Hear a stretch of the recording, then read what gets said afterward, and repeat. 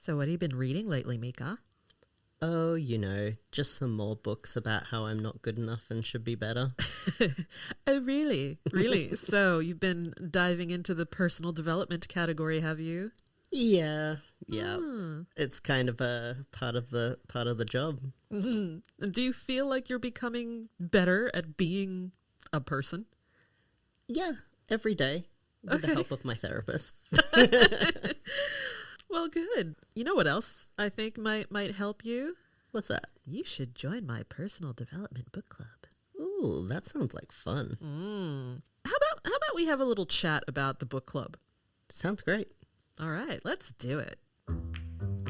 Welcome to Thriving Between the Lines, the podcast that examines personal development books through the lens of intersectionality, making self-help content more accessible and relatable.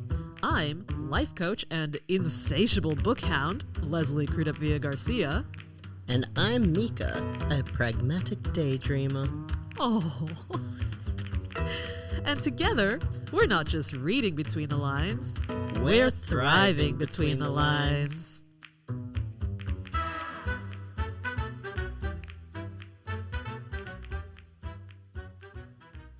right, and we are coming to you from Mianjin, or Brisbane, in Australia, land of the Yagara and Turrbal people, where sovereignty has never been ceded, and it always was and always will be Aboriginal land. All right, so Mika, I've spoken to you a bit about my book club in the past. Yeah. Yeah, I figured now's a good time to really dive into it properly and what it's all about and the little steps that I'm taking towards improving humanity. Yeah, I've been impressed by, you've got quite a lot of people that come from all around the world sometimes. And you've covered a lot of books, I can see. Oh, yeah. You're looking at my bookshelf right now? I am. Good. Some of them I've been looking at for a while, being quite interested in what they're about. Right. Well, I'm an open book today, so ask me anything. Let's play it that way. What do you want to know about the book club? Firstly, what inspired you to start it?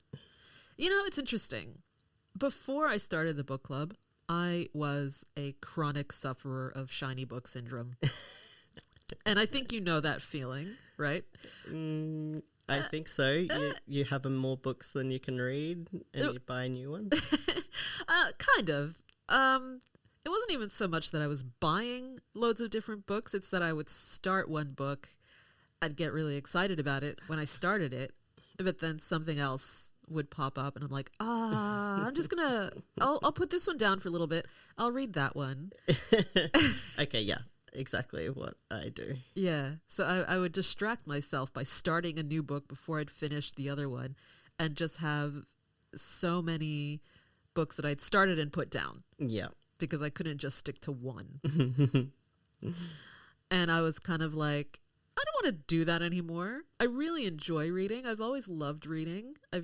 I haven't had a very consistent relationship with like reading books in hard copy. Mm-hmm. And I wanted to change that. Yeah. But at the same time, I didn't want to take away from what I was trying to do with my business and with my own personal development, because my time is limited. Yep. Having a family and all that tends to take away a lot of time in the day, owning a business. Yep. And the other thing was that one of the things that would distract me from my reading a lot was just getting lonely. Like, I still feel lonely. It's a book, but it's not a friend. Yeah. I have to say a lot of my time that I would otherwise spend reading these days is taken up with family and friend time. And that's a very worthwhile way to spend time, for sure. What's funny is I'm just now recalling something I used to do even back in like junior high and high school, when I would annotate, because I'm big on scribbling things in the margins with pencil, always lightly, usually mechanical pencil as well. Anyway, I'd respond to characters, or I'd critique characters, Nice. or I would, like if I thought some character in the book was acting like a child or being too naive, I would make a note of that. So it's like I was interacting with these books in a way that made me feel like I was having kind of a deeper relationship with them. Oh, that's a bit different to how I read my fiction as a teenager. Yeah? I was a big reader as a teenager, but I was living quite vicariously through the characters, particularly now I realize boy characters. I used to just like, because I'm so visual, I can like completely enter that world. I can be in that world. And I hated reading books where the main character was a girl. Oh, really? Yeah. I mostly only read ones with boy characters as the main character. And from that like personal side where it's not in first person, but it is clearly from their internal perspective. Yeah. And that's so interesting because in some way you could argue that any book could be a personal development book. Oh, yeah. Well, what you're just describing kind of sounds like it was something that helped you realize more about yourself. Oh, yeah. Absolutely. They self-helped me a lot. Starting to understand a lot of, also being a neurodivergent person, reading someone else's possible perspective of how to approach a situation. I was like, oh, yeah, this is how to person. And it helped me to make those scripts that we all neurodivergent people survive off of. Because I got called Hermione Granger when I first went to a group after moving to the big city, like a social group. And I kind of was like, oh, this was first book Harry Potter times. Yeah. And yeah, started learning those scripts and how to conduct myself to get along with people. But your way was more kind of that analytical mind that you absolutely have about everything. You don't approach any situation without looking into behind the curtain, looking into it. And yeah.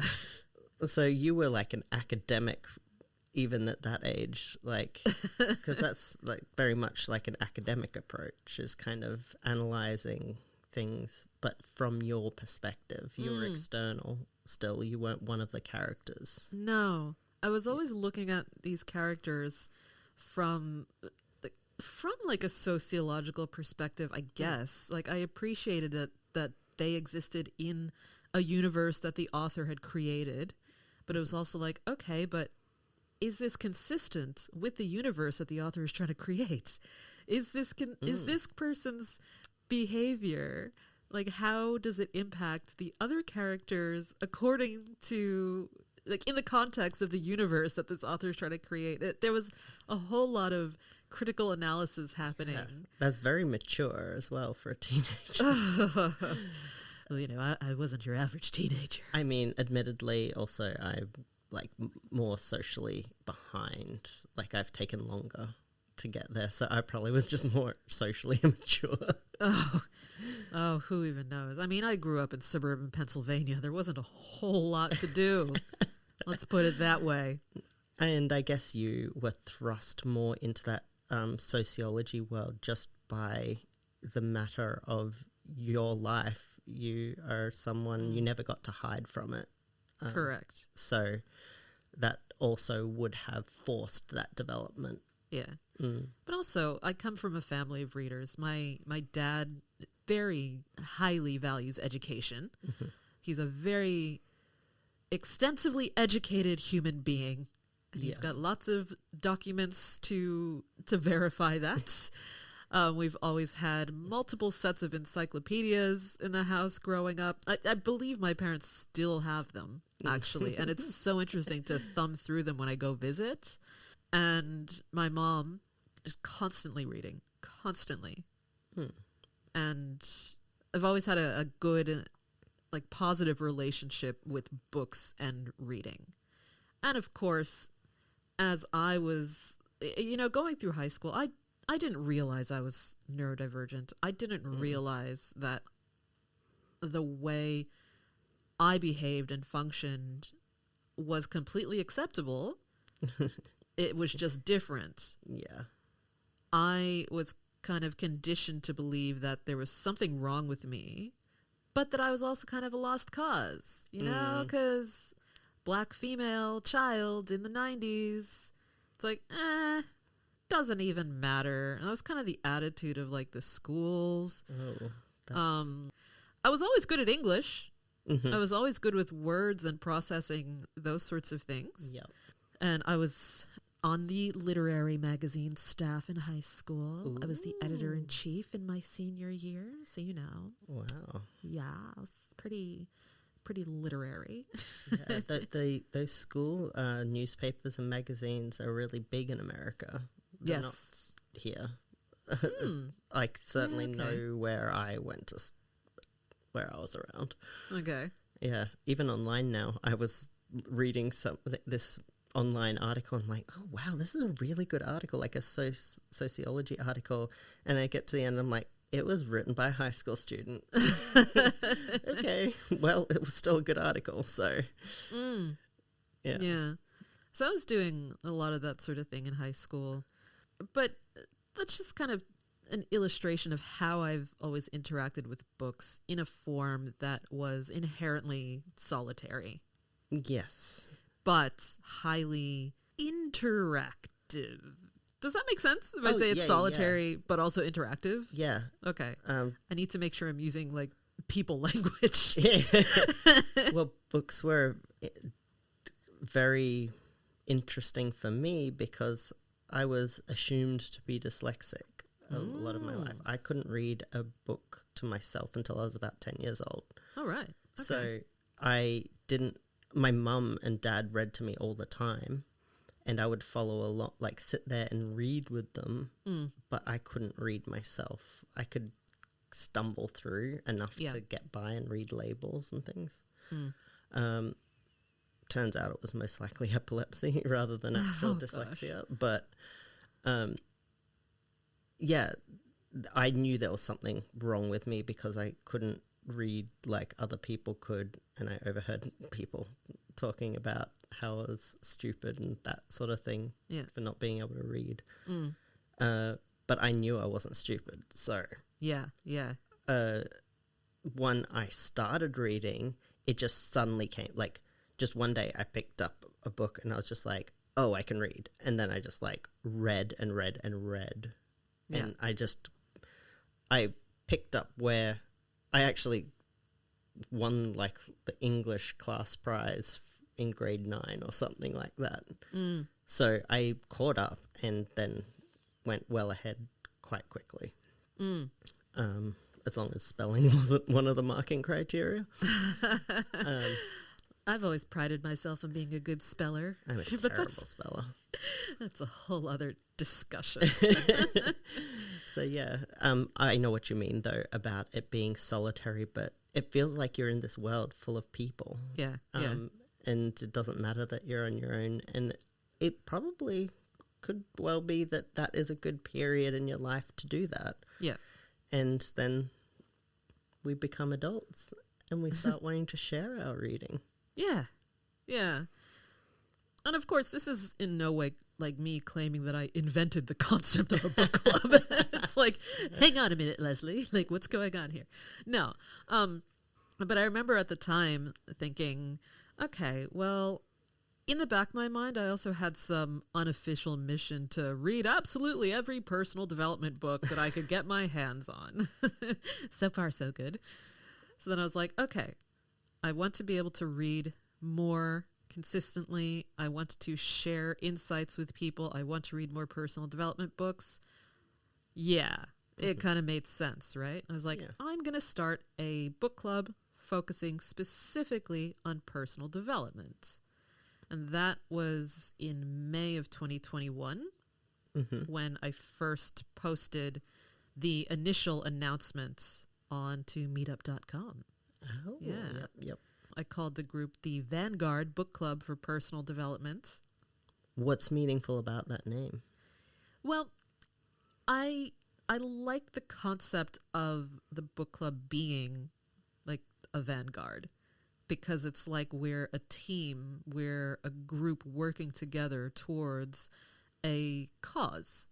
That cause being discussing insights that are influencing the personal development world, and by extension, influencing the way people look at their lives.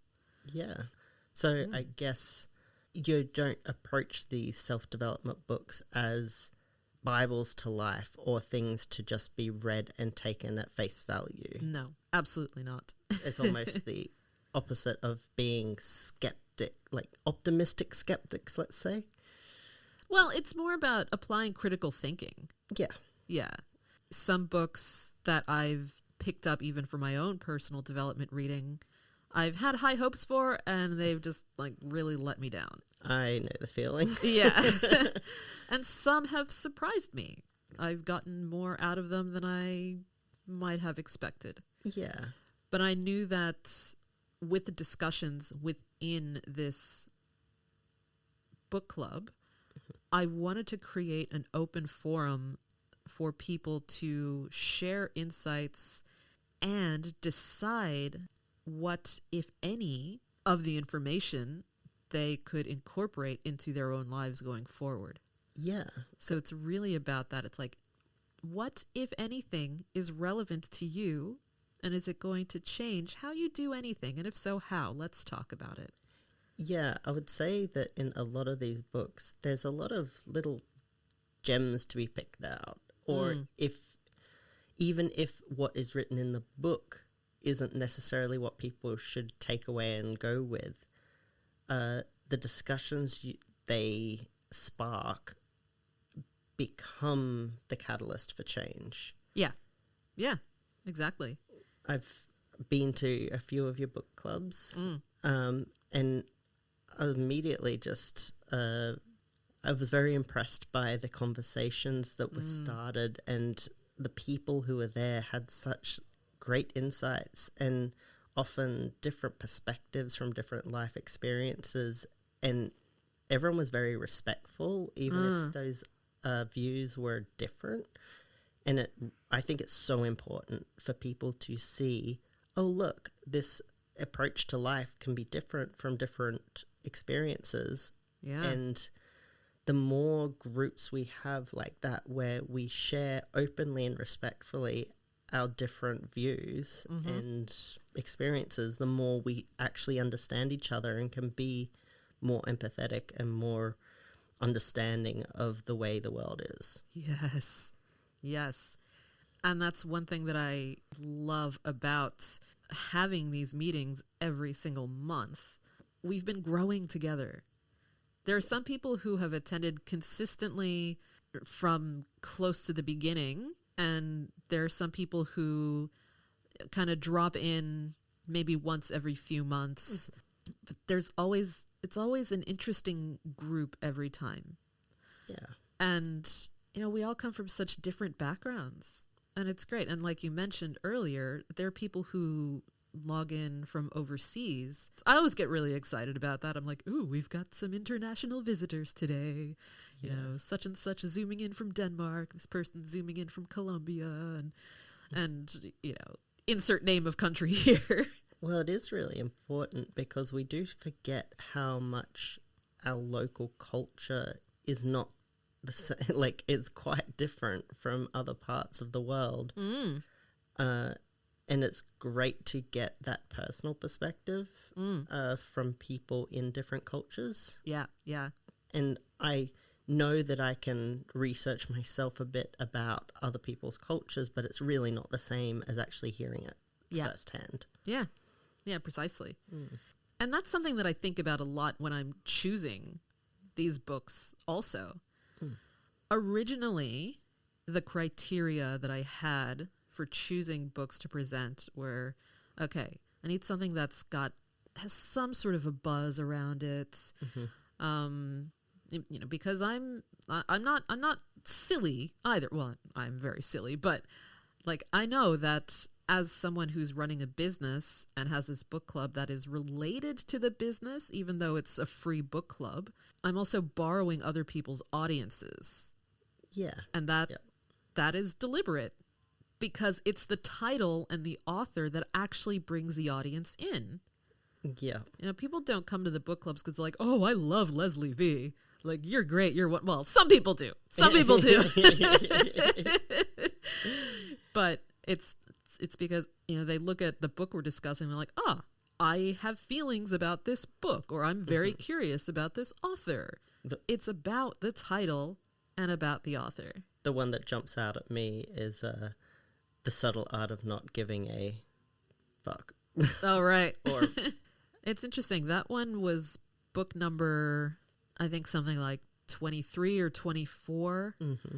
And still to this day, the highest number of attendees for that discussion. Yeah. Well, look at me managing to pick out the right one on the shelf. Yeah. Like initially, that book didn't fit one of my criteria, which was that I wanted every book to have been published within the last like 5 to 7 years ish. Right. And that one was kind of just outside of that. So I was like, yeah, blah, blah. And that was just to make sure that in the early stages that people were coming in, having discussions that were relevant to today's context. I want it to be as relevant to society today as possible so that we don't get distracted by this whole like, but you know, this was back from a long time ago. It was a little different. I didn't want to have to get lost in the discussion of whether those concepts stood the test of time. Yeah. It was like, no. This is what the author is presenting based on like now-ish. So this is a life that we have been living, so we can come at it from that level of expertise. Yeah. Expertise on our lived experience from that time period. Yes. Yeah. You don't have to put on the different context hat while reading. Exactly. Yeah. It was something where we could kind of see where we were, and we have our own knowledge of what life was like in, I don't know, 2019 or whatever, that we can reflect on as we talk about these insights. Yeah. Yep. Yeah. It's not like, oh, let's talk about this book from 1939 and just pretend it's relevant to today. It's like... Yeah.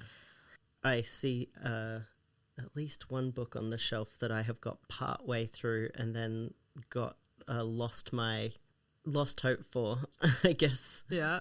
And just kind of stopped reading. Yeah, which one's that? Atomic Habits.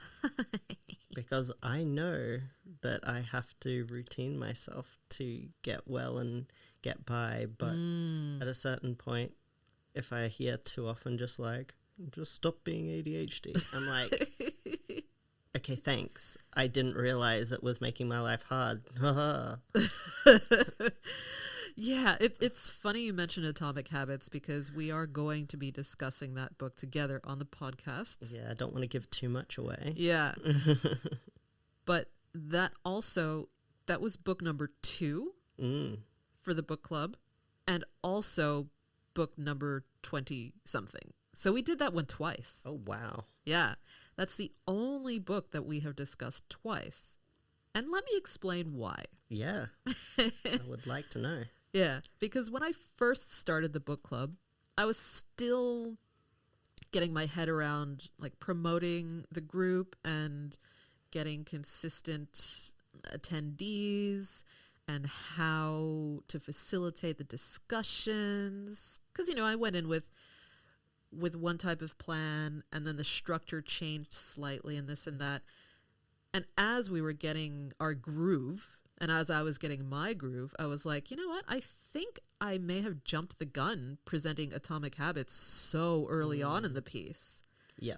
It's one of those books that because it's so massively influential, you kind of have to work your way up to. Yeah. I think. Yeah. I probably... Yeah. I can't even remember how I came to it. It might have been one of the ones my mum suggested, or it might have just been one that I saw and thought, hey, that might help me. Yeah. Atomic Habits is one of those tricky books where there are things that I really, really like about it, and there are things in there that I just really don't like about it. Oh, yeah. And there's some things in there that are just dangerous. But it lends itself so well to book club discussion because we can have healthy debates about what kinds of techniques around habit formation will work for the individuals involved in the discussion. Yes. Yeah. It's definitely nice to hear from other people that it's not just you. Yeah. Yeah. Because you do start to think, well, oh, if this was common enough for a book to be made about it, am I just the outlier? Am I the weirdo in this situation? Yeah. But when in the book club, it was nice to hear other people have similar views as yourself, even if others had another view. And even then, there was lots of situations where people would go, oh, actually, now that you've said that, I do actually see it from that view, and that seems like quite interesting, or even influencing their views. Yeah. Which is nice. Yeah. Nice to be around open-minded people. Yeah. And that open-mindedness is something that I am quite upfront about, even in the group's description on our group page. That inclusivity is something that we highly value. And I even have my little pride flags and things on there just to make it clear that it's like, if you're going to come in here and be like a dickhead transphobe or something, you're not welcome here. Yeah. It's like, we want to be inclusive, but not of dickheads. Yeah. And that's part of the thing too. Like, I know that there will be people who come across the group and see those little flags and go, oh, this is going to be some woke nonsense. I'm not interested. And it's like, good. Like, it's a filtering process. It is a deliberate filtering process. Yeah. If the sight of some flags that indicate inclusivity offends you, that's too bad. I'm not here to help you with that right now. Yeah. I'm here to draw in the people who will appreciate having the openness to be their authentic selves. Yeah. If you're the sort of person who doesn't understand that people currently suffering marginalization in our society need that extra representation just to tell them that the place they're going is going to be safe or inclusive, you're probably not ready. Yeah. For discussions of that caliber. Yeah. And it could be that you're part of the problem and don't know it. I'm sick of why do we have to put it everywhere? Why is it all got to be rainbow? This is like, because we are afraid to go into a clothing shop or we are afraid to go into a place in case we are going to face the same crap that we face in a lot of places. Yeah. And that points to one of the things that I consider when I choose books as well. So I was talking about the criteria that I looked at early on, and some things have changed over the last couple of years. Some things have stayed the same, right? One thing that I've been very deliberate about in my selection, nomination of these books is that a wide variety of lived experiences are being represented. Yeah. Now, when I say that, of course, it's important to remind people that I am including cisgender white individuals as well. Because that's often a question I get. It's like, oh, but if you're interested in diversity, where are all the white people? It's like, have you looked at my book list? Literally everywhere. It's like, we've got James Clear. We've done 2 Mark Manson books. Like probably the majority of the people represented are still cisgender white individuals.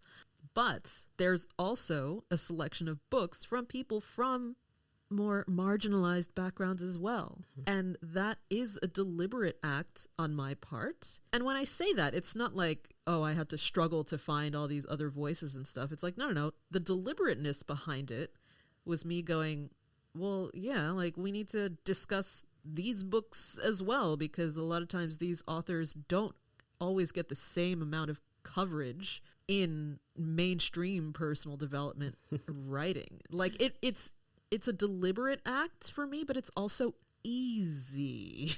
Yeah. It's easy for me to find the books that I want to present. It's not always easy to find a good selection of authors from more culturally diverse backgrounds. That part isn't easy, but remembering to amplify these other voices is something that comes naturally for me. Yeah, as your bread and butter, I guess. Yeah. To me, it just seems obvious. Yeah. Yeah, so I think a lot about what authors I want to discuss in the book club.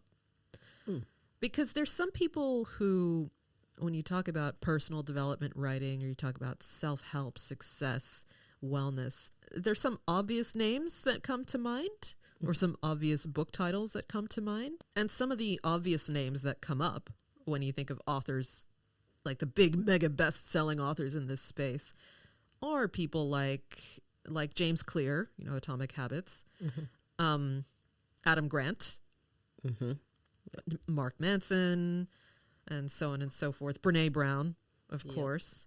And these are people who I have featured as part of the book club picks, right? And I mean, I love Brene Brown. I love Brene Brown so much. She's my gal. I have enjoyed her writing. But there are also authors that are doing a lot of really incredible work in the space that have sold really well, that also should be showcased and platformed even more than they currently are. So some of the books that we've talked about are ones like The Art of Gathering by Priya Parker. Yep. I found that book so interesting as a way to really look at how we come together in groups for meetings, for parties, and so on and so forth, and how our expectations, how our boundaries and things like that can influence the success of those gatherings. Yes. Yeah. Yep. And because so much of our personal, like individual well-being relies on our relationships with other people, a book about gathering, it ticks a very important box. Yeah, as a thing a lot of people don't actively think about. Yeah. And another one that I really enjoyed was Set Boundaries, Find Peace by Nedra Tawwab. Ooh, that sounds good. Oh my gosh. And you should check out her Instagram. Like, she's always got these amazing hairstyles. She's often rocking this amazing afro. She's epic. And she's a therapist and a social worker. She's not one of these self-help gurus who tells you to just think positively and everything's going to magically come to you. So she's done so much important work on boundary setting and being a strong voice for saying no or saying what you need to when it really matters. Yes. Not just to other people, but also to yourself. Well, what? Sticking to my own boundaries? Yeah. I don't know anything about that. But one book I also really liked from our list was Toxic Positivity by Dr. Whitney Goodman. That one has been staring me in the face since I started coming to your office. And I really want to read it. Yeah, one thing that I think is so funny, when that book was first published and when it was first being advertised and stuff, I knew that when I started promoting it as a book club pick, that there were going to be people in my life seeing me holding the book up going, oh, Leslie wrote a book. It's like, oh, wait, no, that's not Leslie's book. It's like, this is the book that I didn't have to write because she just wrote it for me. I'm very interested in that one because I have found that taking a positive mindset has really turned me around mental health wise. But it can be taken too far, absolutely, by so many particular influences and things like that. Yes. Where it's like, no, everything has to be positive And like to have a negative thought is toxic and evil and will kill you. Yeah, yeah. And it's such an important message. And Whitney Goodman, like, she's writing from a white woman's perspective, but in the book, she makes a point to platform some of the earlier writings, mostly by Black feminists, actually, that have paved the way for what we understand as being toxic positivity. Mm-hmm. Because when you look at writers like Audre Lorde, like Bell Hooks, and you really dive into the whole new thought movement thing and where these ideals of, no, just think positively actually came from, it's like, ugh. It gets really icky, the whole history of it. Oh. And because she is making it clear that, like, this isn't the first time toxic positivity has been called out. Like, look at these writers, look at these important people who have been discussing this, but not with the same level of, like, influence or outreach in our modern times. Mm-hmm. It's important to have strong allies who can communicate that message to people. Yeah.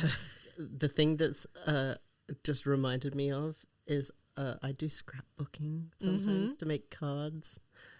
Some of the like little live, laugh, love Karen-y things in there I save to like I'm like, I want to make some sort of snide comment on these where it's just like, if you just have a positive mindset, everything will come to you. Yeah.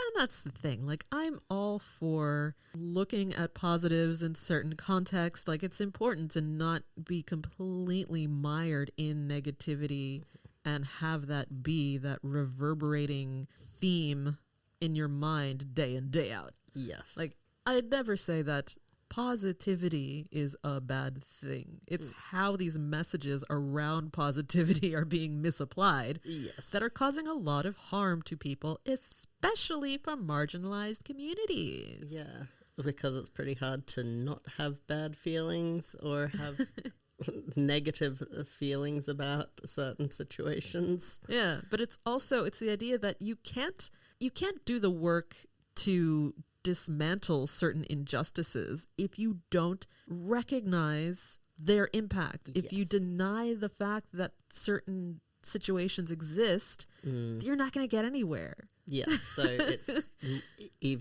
it's more that it's dangerous in the hands of those who are in a more privileged position to not recognize Absolutely what needs to be recognized. Yeah, for sure.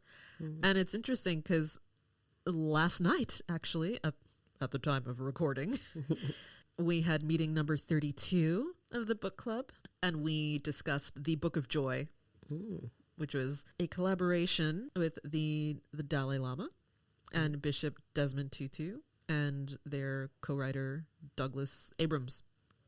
And even in this book, which was about joy, which is about finding joy in the face of suffering, which is about having the capacity, even in your darkest moments, with all the tragedies that are happening in the world, having a capacity to find and cultivate joy is a very powerful thing.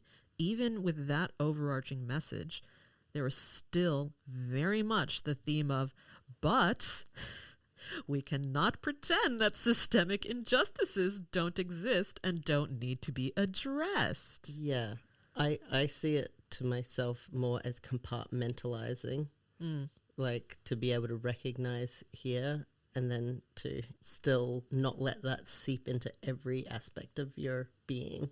Yeah. And last night was a good example of like a great discussion that just filled my heart in a way that I really needed at the time, because I got a lot of great feedback about how much people have been enjoying being part of the book club and participating in these discussions, and the fact that it's a good place for people from a lot of different lived experiences to come and focus on one central theme. And I really felt quite buttered up. I guess I was really almost in tears because there was just this outpouring of gratitude that doesn't happen at every book club session. But I think a lot of it was just the nature of the topic we were discussing, and there was just something in the air. Maybe they recognized that I really needed that in that moment. Maybe that I was like, oh my gosh, you're such a wonderful grape. I love you so much. Yeah. But what I loved about that book, to kind of jump back to the point I was making before, is that it'd be so easy for someone to take like the messages from books like that are like, oh no, but the Dalai Lama says that, you know, you should push out these kinds of thoughts and this and blah, blah, blah, blah. It's like, put all of this into the context that you're trying to apply them to and see what the actual impact is going to be. You know, like you are talking about people with a long history of activism and oppression, and you're kind of taking the bits that you like about what they're saying, but it's like, okay, but have you taken the time to dive into the actual like tragedies that they have faced as well? Yeah. So it does matter how we communicate these messages. Yes. And it matters who is delivering these messages and how they're delivering them. Yeah, exactly. Yeah. I think it can come across completely differently when a certain face is presenting a certain personality, I should say, is presenting it could even be the same words, but it just comes across completely differently. Yes. It's fascinating to see how people interpret these various themes, narratives through their own cultural lens, through their own experience lens. Yes. And then how that lands with other people in these discussions. Very much so. There's often like a overarching theme that you can take away without even like the best written ones where there's the nuance. If they only take that first little shallow bit and miss the nuance, then they miss a lot of what is being said. Yeah. Like you have to keep reading some of these authors to get to the part where they're saying, but hey, look at these experiences of other people and how it applies differently in their lives. Yeah. Some of those messages, if you don't take them with that in mind, like say the joy or the positivity is a simple one, you can silence other people's voices. Yeah, absolutely. One thing that's really useful about reading a lot of books in this genre is you can see the certain trends that have developed over time in the genre. I'm referring, of course, to like much older books that I've read as well, and looking at the books that I've presented in book club as being two different things, and see some of the common themes that pop up. And that's one reason that when people say like, I read such and such book, it didn't change my life, so personal development books are just bullshit. It's like, look, I get where you're coming from, but that's not how it works. And so often people will, you know, they might buy a book or borrow a book or something. They'll have it on their shelf for ages, won't even pick it up, but still complain that it didn't work for them. Yeah. It's like, all right, so you've read some quotes from the book. Okay, so you went out and you bought the book. Okay, now have you read the book? No? Okay, so then you haven't actually analyzed the book or processed the information then, right? It's like, well, no. And then it's like, well, then how can you say it didn't work and therefore the whole genre is BS? In my defense, I read the book until I reach a part that's so offensive that I can no longer take anything they say with any good faith. Yeah. That I put it down. Yeah. Sometimes that is the first page. Yeah, okay. Sometimes that is a chapter in. Yeah. I have many of them where I have read a third of them, a quarter. And some, like, they'll just say something like, you not sticking to habits is because you're just a lazy piece of crap. Yeah. And I'm just like, okay, fuck you. I refuse to listen to anything. I've just been so many things where it's just like taking a personal value shot at you for not being the way they are. I'm just like, you don't know me. Yeah. You don't know my struggles. Yeah. You don't know that I wake up every day trying my hardest and it still defeats me sometimes. Yeah. And so I stand by I haven't read it, but it didn't help me. No, and that I totally get that. I totally get that. Yeah. Nuance. Yeah. I think a lot of people get that fulfillment of, look, I'm helping myself because I bought the book. Yeah. Yeah. Like, oh, look, I bought it. It's on my shelf. I'm totally doing the work. Yeah, exactly. But it's an active process. Mm-hmm. And you're right. Like, if there's something in a book that's just going to completely turn you off, or you realize, like, ooh, this is not the book for me, or this is going to re-traumatize me, or something, and you then actively choose, because of your experience, to put it down, that is fair enough. Absolutely. And I'm definitely not going to sit here and say, oh, all personal development books are so great. Otherwise, we wouldn't be doing this podcast, right? Because some are absolute garbage. Even some of the most beloved ones, you know, you and I have both looked at, we're like, what? Why? Yeah, I think the more you approach these books as well, that they're not instruction manuals, but catalysts for internal investigation and conversation and looking at a situation from a different perspective. Because if we don't challenge our own perspective, we will never change. Yep. And so if you just read it going, oh, hey, I maybe don't agree with that, but this is making me question the way I think about this thing. And then you can come to your own conclusion and you're ready to write your own book.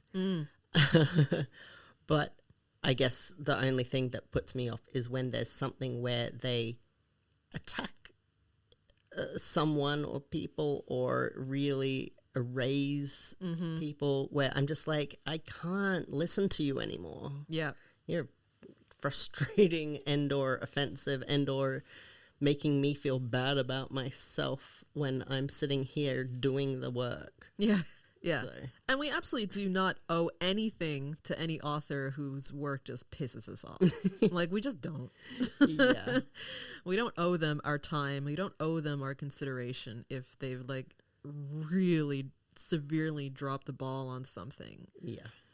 But that's another reason that it's helpful to have a group of people to discuss these things with. Because it's like, oh, why did this bother me so much? It has Like, really let's helped. talk about it. I think it really helps too. You, in the book club, there's a bit where you're like, ooh, I'm feeling uncomfortable at this. You don't quite know what it is. And then with the discussion, there's a few people putting stuff in, and there have been some really great moments in just the few I've been to where there's been like a, oh yeah. And everyone's like, yep. we have narrowed in on what it was in that bit. Yeah. And that's what I think is really valuable with reading as a group, reading together, not just on your own. Yeah. And I want the group to be as accessible to people as possible. And that's one of the reasons that I say, if you haven't had a chance to read the book, you are still welcome to attend. That doesn't always work with other genres, because it's like, well, if we're discussing a fictional title, then you're thinking about like spoilers and all this other stuff. But it's like, we're talking about insights related to life. So it's different. But it's also true that having the time to read and absorb and process a book on your own is a form of privilege. And I have built a business that allows me to do that as part of my business as usual activities. And I can't ignore that fact. That would definitely take away a lot of the guilt of wasting time reading that I get. Like, I do believe that there is value to everyone in making time if you can find it. And I encourage people to try to find the time to dedicate to focused reading, just to expand their ways of thinking, to give yourself that time to just focus on one thing, focus in quotes, because, neurodivergence and all of this. For me, it's also kind of a gift that I give to myself. Yeah. Yeah, and that's one reason that I prefer to read books in hard copy.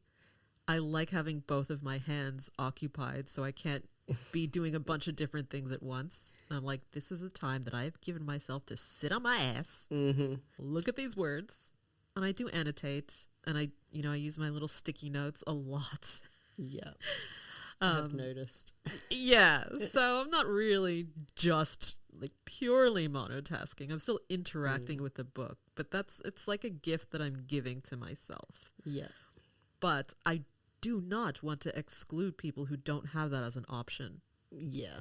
I mean, audiobooks are great for that. For me, it might be the ADHD thing. I just always feel like I got a million things that need to be done, and there's always this backlog of housework or sorting or tidying. And so I do use audiobooks a lot for that reason. Yeah. But I also have really enjoyed these, like an application or a subscription I paid for where they break it down into a short snippet. Oh, yes. Yep. I'm like, oh, this is great. Because then even if I then go to read the book, by starting at already knowing what it's about, I'm a lot faster at reading it. Yeah. Yeah. It's a way of previewing the book that can help calibrate your mind. Well, something another neurodivergent person told me when I was talking about going back to uni and how I feel like I just am not getting it. And then I come to this like crescendo in the semester where it all just goes and I just understand everything. They're like, oh yeah, because as neurodivergent people, we have to understand it as a whole. We can't just take it step by step like most people do in learning. We go, yeah, but if this is that, then that, what does that mean to that, to that, to that? And it keeps going on. And so these little snippets of a preview of like, and here is the entirety of what this thing's about.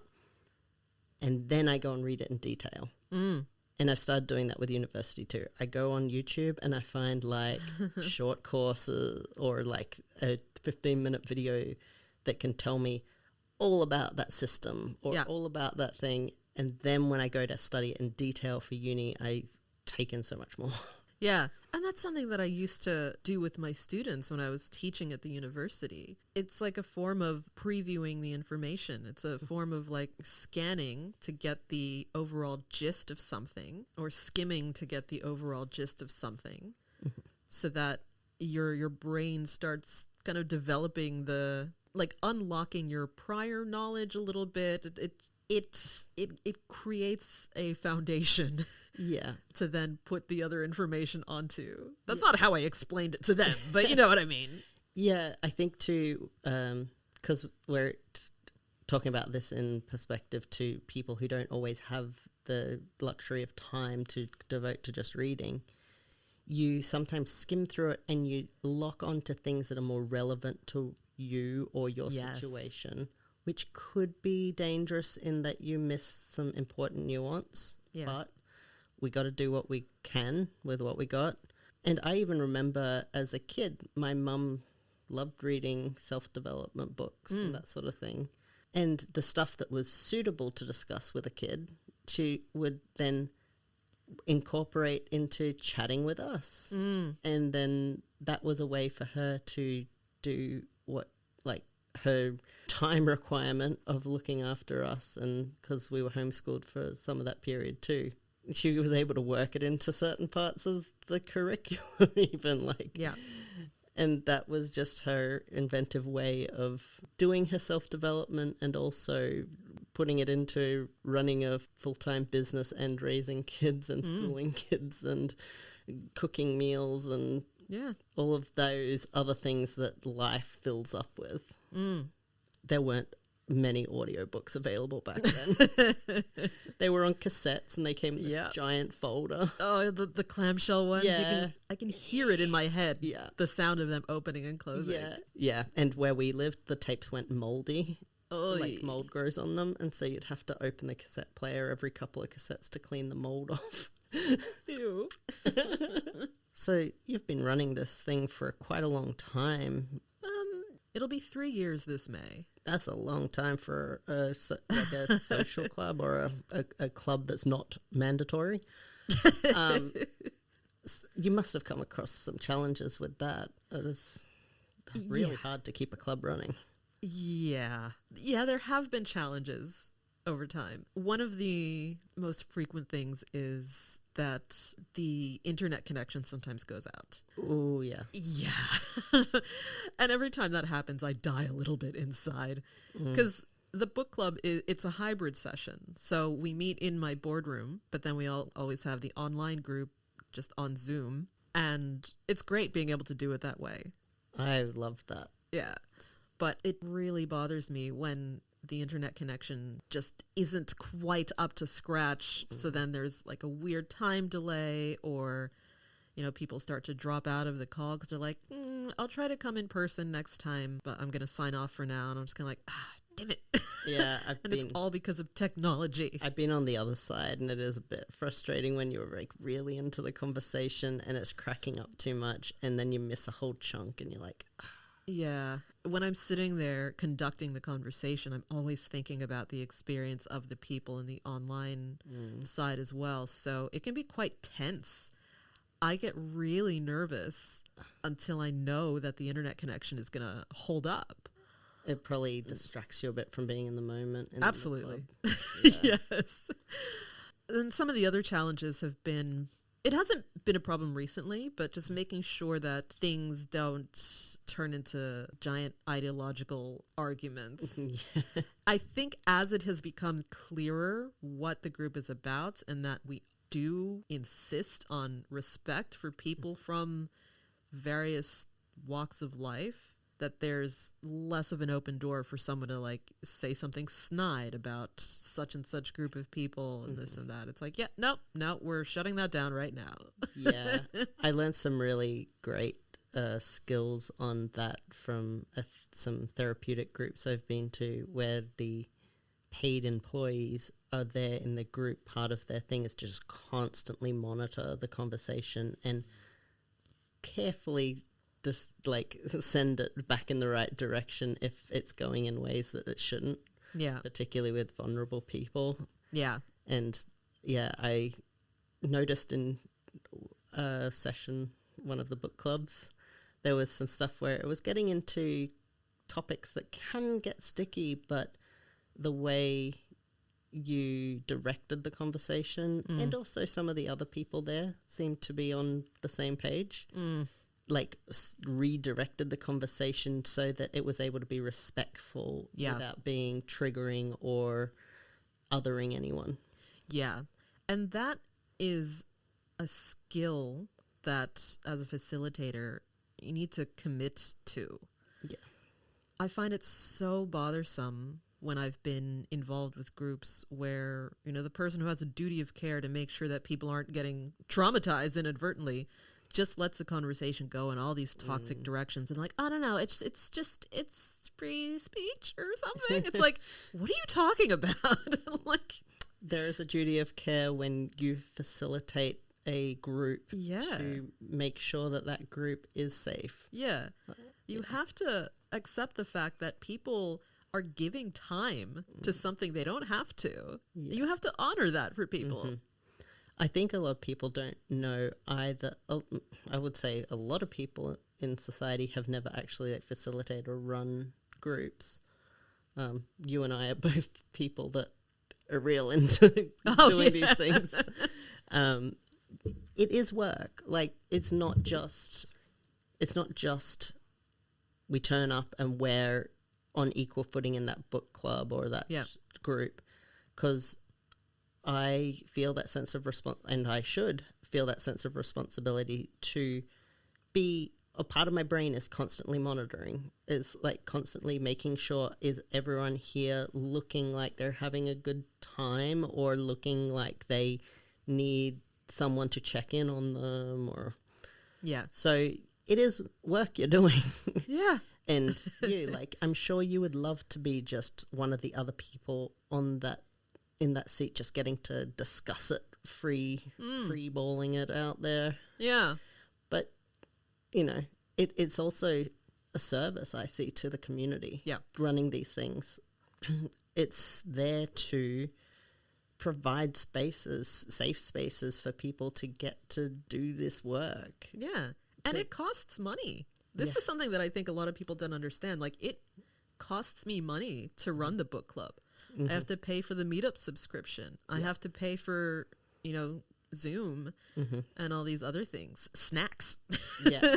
And the club's completely free. Yeah. So I ask for nothing from the people who attend. Sometimes people do, voluntarily offer me contributions, which I tremendously appreciate. yeah. But it's also like, I'm not doing this because it's making me money. Yeah. Yeah. And that's also one of the challenges, like making sure that my momentum and interest is maintained. Like, I don't see any reason to stop doing it. I don't see any reason to change the format or slow down or anything. But is that always going to be the case in the future? I don't know. There's a great amount of inertia to these sorts of groups as well. Yeah. It takes a lot to get them rolling.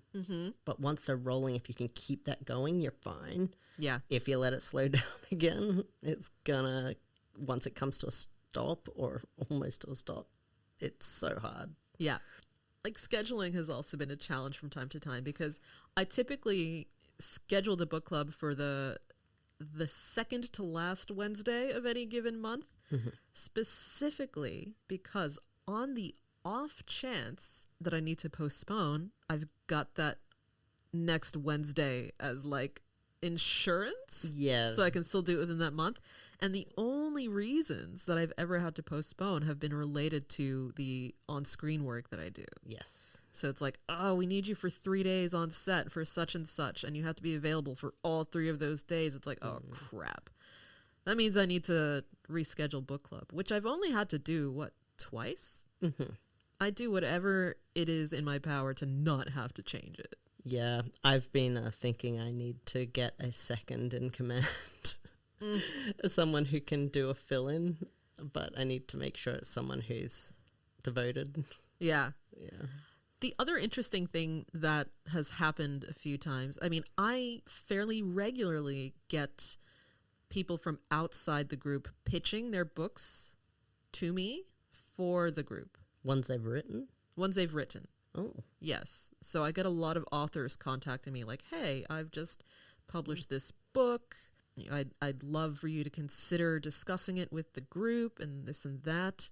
They at least try to bribe you. No, I haven't had any good bribes offered yet. And sometimes I would love to say, okay, sure, but it's not the kind of group in its current format where we can just kind of slot in a completely new author and maintain the same level of momentum. Yeah. So there have been times where I've had to say like, ooh, I'm sorry, but I've had to think of the right way to explain the situation. Yeah. And a little bit about the selection process.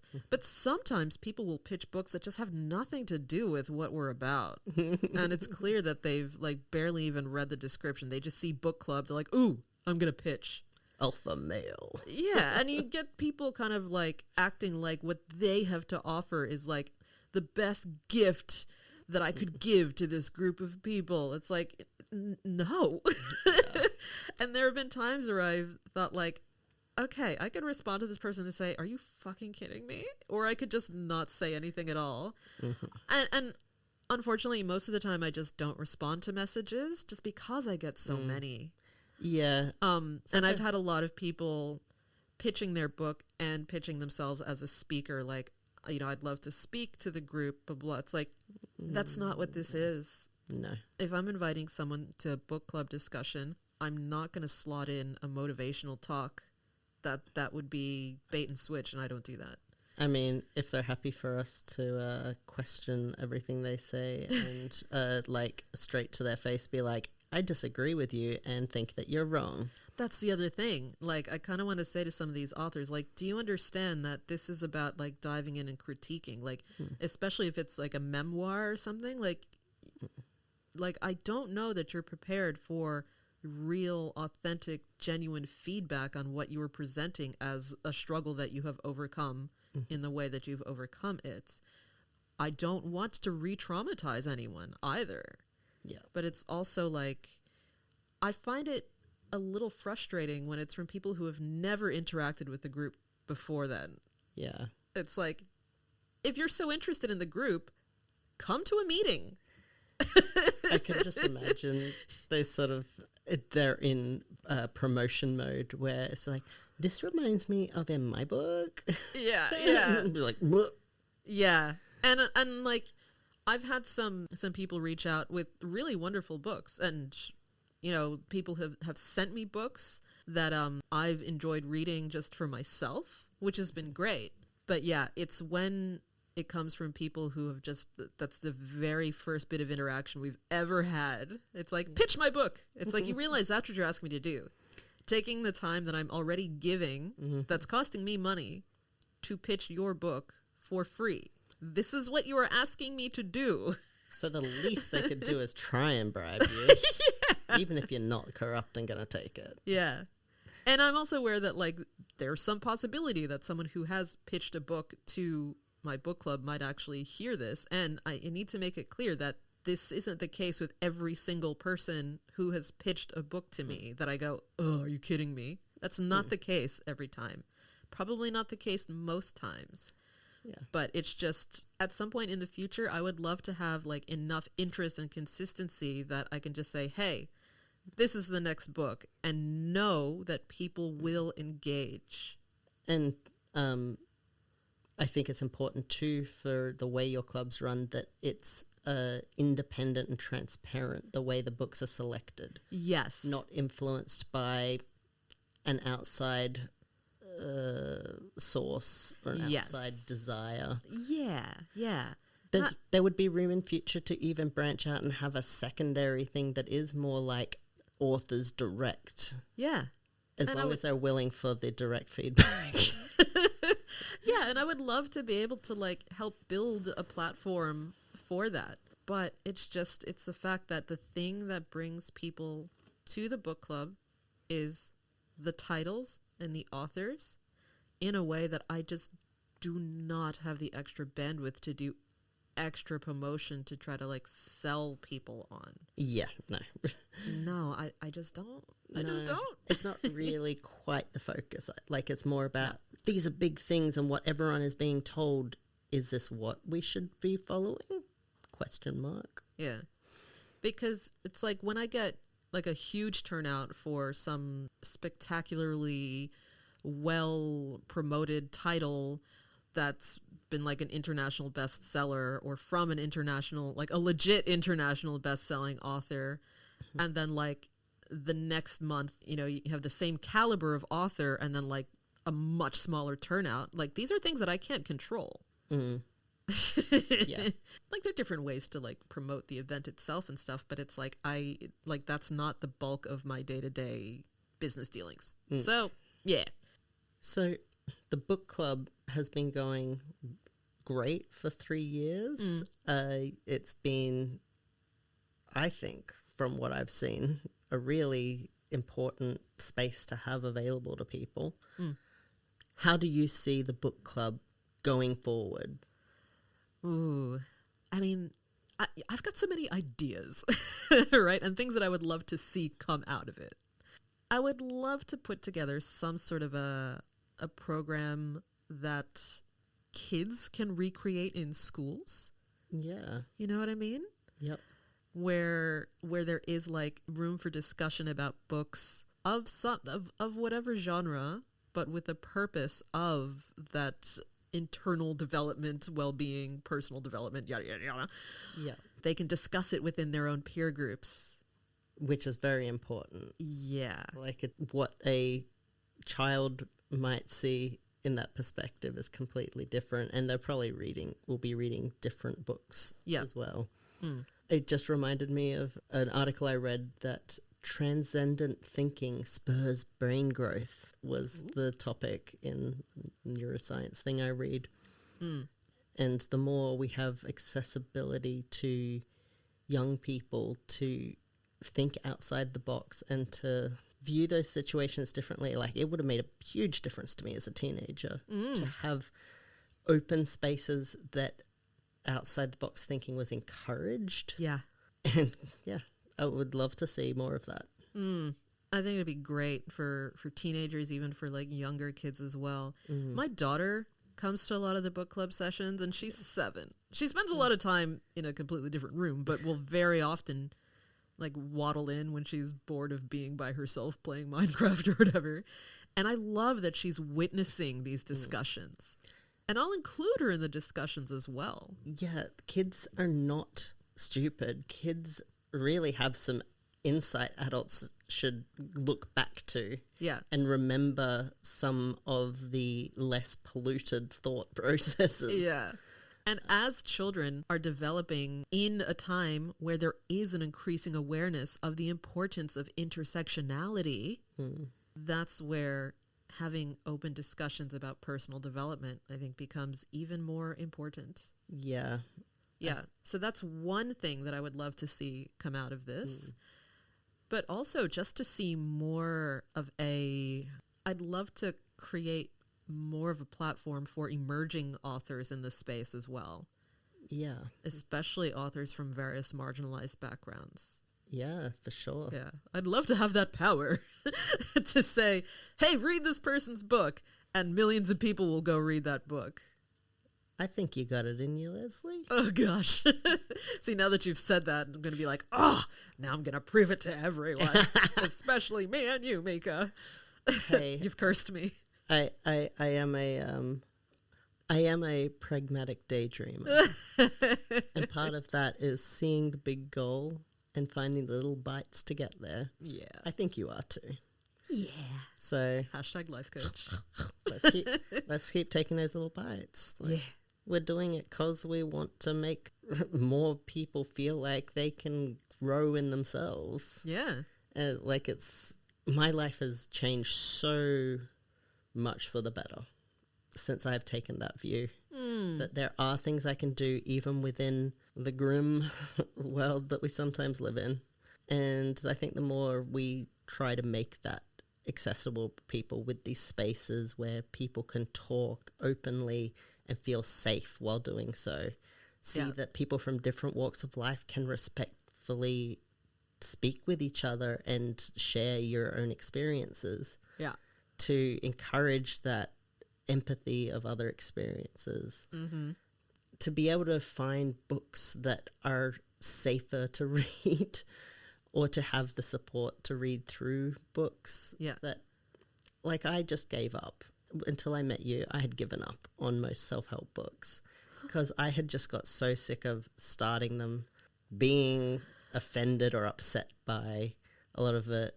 And I was kind of like, I'm done with this.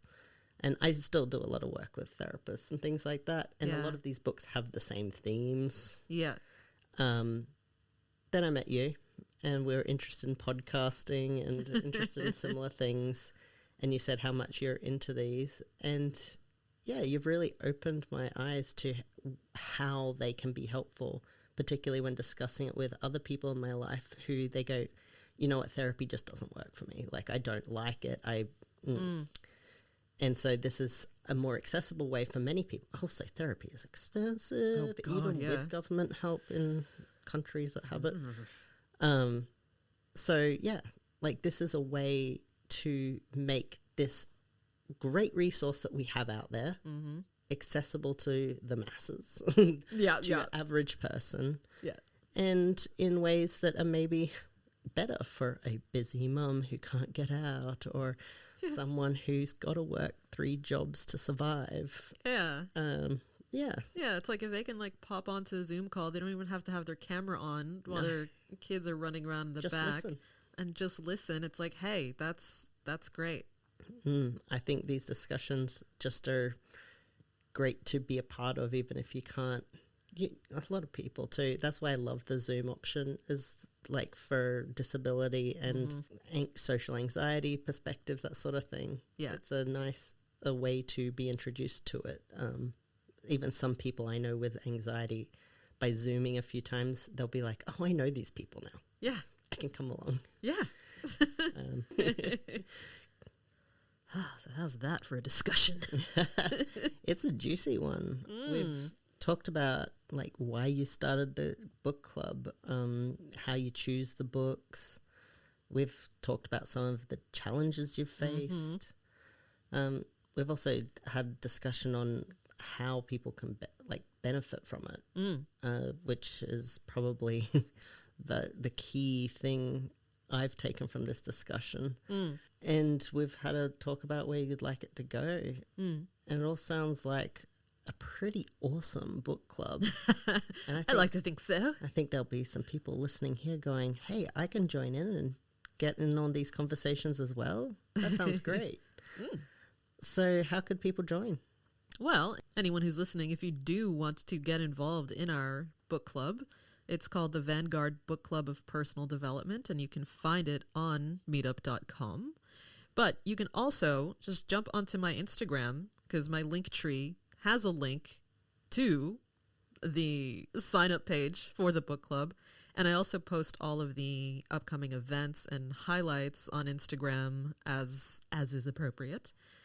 My Instagram is leslievcoaching. It's Leslie with an I-E, of course. It's free to participate in the club. Awesome. Tell your friends, tell your mom, tell your dog, tell everyone. Join us. Join us. Well, you've got an excerpt for us from the book that you discussed last night. Yes. I know that we usually like to close each of these episodes with a quote, but this is like a mega quote. Yeah, well. Yeah. Give us a bit of a taste. Yes.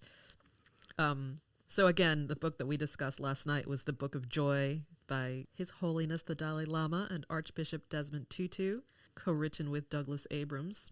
And in the back of the book, there's a whole section on various joy practices. And one of these sections is labeled Relationship and Community, the Greatest Joy. So in closing up this part of the book, this is what Douglas Abrams has written in a way to sum up the greatest form of joy. Both men are embedded in deep and profound spiritual communities that they have nurtured and been nurtured by. Seek out your own communities of love and practice and bring the teachings of joy to them in whatever way is meaningful to you and your community. This may be your existing religious community, or it may be a community you help to create, even if that community is simply another friend, a relative, or a group with whom you can read and reflect on this book and others.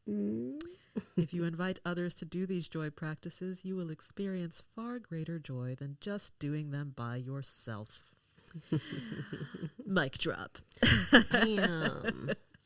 Yeah. So basically, I'm like the Dalai Lama. Totally. Well, thank you very much, Leslie. Thank you, Mika. I've had a lovely time chatting with you today. Yeah. As usual. Yes. And I'm looking forward to next month's book club. What book are you doing next month?